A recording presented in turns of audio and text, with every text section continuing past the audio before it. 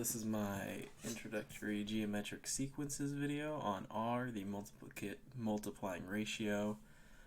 So I'm going to define a geometric sequence in this video. It is any pattern that is always multiplying by the same number.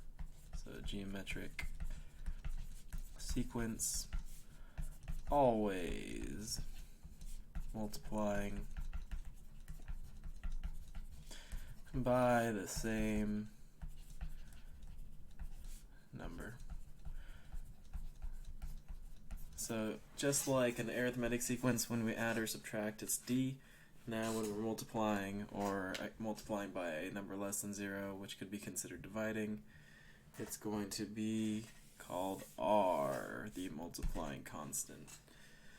So today in this video I'm going to show you how to find it, and I'm going to show you a few different examples of how to find it. Just like d, you can always take the term minus previous term. It is going to be almost the exact same, but now we're finding r, and it's multiplying and dividing instead of adding and subtracting. So we're going to take the term, and we're going to divide it by the previous term. So I hope here you can see some similarities, and that parallel will help you find these terms in the future. So now let's look over at our examples. Here I'm going to take a term and divide it by the previous term. 12 divided by 4 is equal to 3, which is r. And remember, this works for any two terms. So even if I took 324 and divided it by the term before that, that would give me 3. That is also a way for you to make sure that it is a geometric series. Here, I'm going to do the same thing. I'm going to take the second term and divide it by the first term.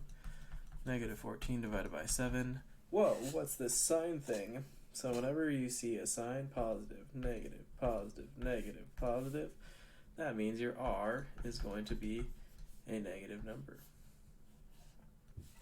And since your number is still growing, that is going to show that your r is bigger than 1. So when your r is bigger than 1, it is growing. When your r is negative, that means we're going to have the signs are flipping. Sorry, that might get cut off. Oh, we're okay. So then for this last example, I'm going to do the same thing. I'm going to take my term, divided by the previous term. Oh wow, it's bigger ones on the bottom now.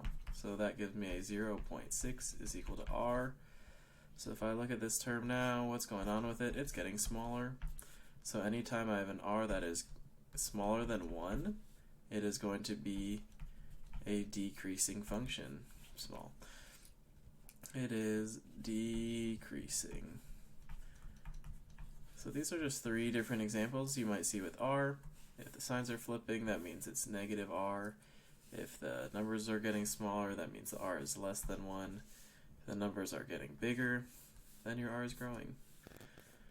Alright, so I hope you look at how r is similar to d, and we'll look at some more examples of this stuff later. But overall, you should just be able to find d just like find r just like you were able to find d in an arithmetic sequence.